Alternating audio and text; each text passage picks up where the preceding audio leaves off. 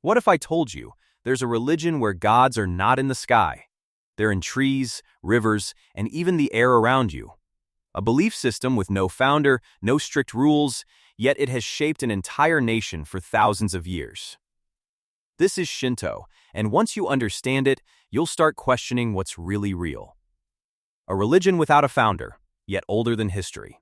Shinto stands apart from almost every major belief system in the world, not because of what it teaches, but because of what it chooses not to define. There is no single prophet who founded it, no moment in history where it officially began, and no central scripture that dictates how every follower must live. Instead, Shinto emerged naturally, quietly, almost like a reflection of human awareness itself, growing alongside the earliest Japanese communities thousands of years ago. And yet, despite this lack of structure, it has shaped an entire civilization. It has influenced Japan's traditions, its relationship with nature, its sense of identity, and even its daily habits.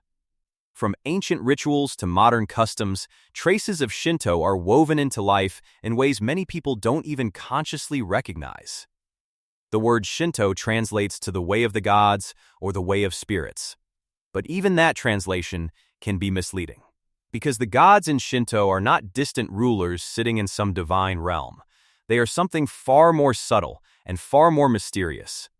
In Shinto, these forces are known as kami, spiritual presences that exist everywhere. Not just in sacred places, but in the ordinary. In the silence of a forest, in the flow of a river, in the presence of an ancestor. Even in fleeting moments of emotion or connection. This leads to a question that has no clear answer. If kami exist everywhere, then where does the physical world end, and where does the spiritual truly begin, or were they never separate to begin with? The world of kami. At the core of Shinto lies the concept of kami, but defining them is nearly impossible. They are not simply gods, nor are they spirits in the traditional sense.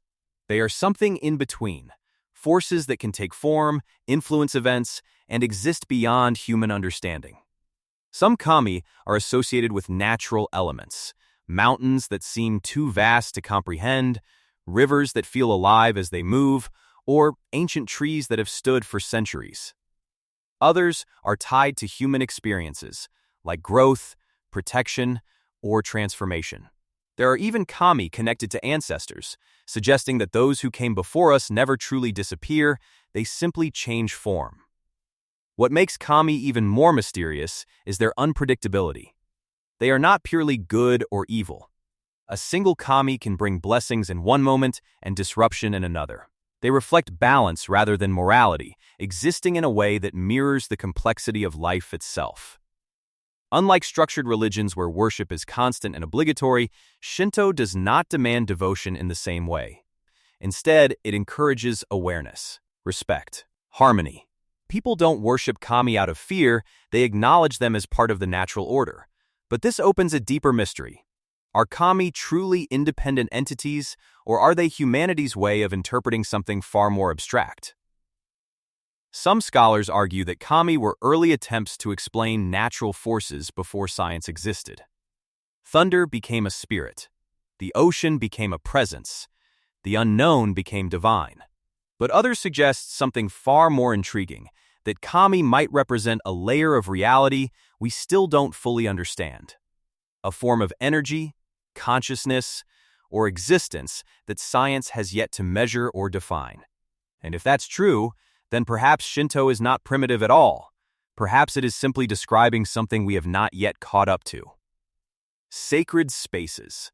Shinto shrines, known as jinja, are not just places of worship, they are considered gateways between the physical and spiritual worlds. The most iconic symbol of these shrines is the torii gate, which marks the transition from the ordinary world into a sacred space. When you pass through a torii, you are symbolically stepping into a realm where kami reside.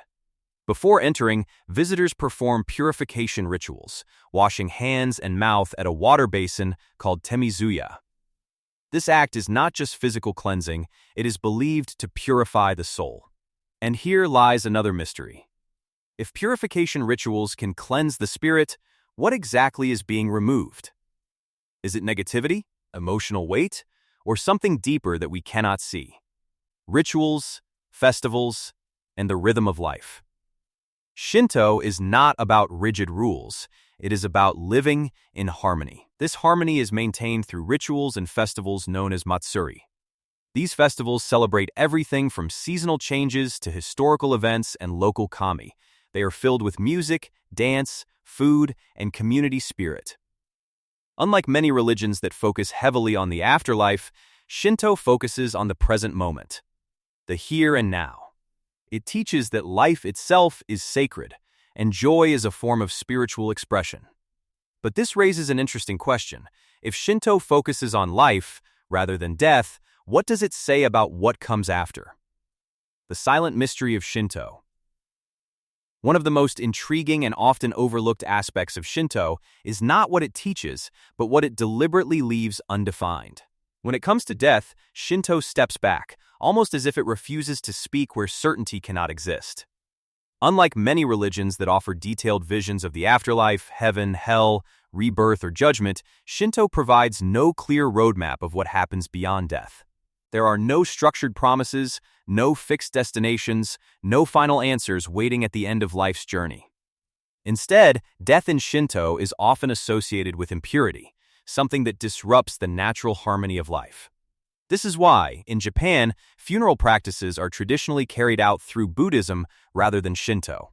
The two systems coexist, almost like two halves of a larger understanding, Shinto guiding life and Buddhism addressing what comes after.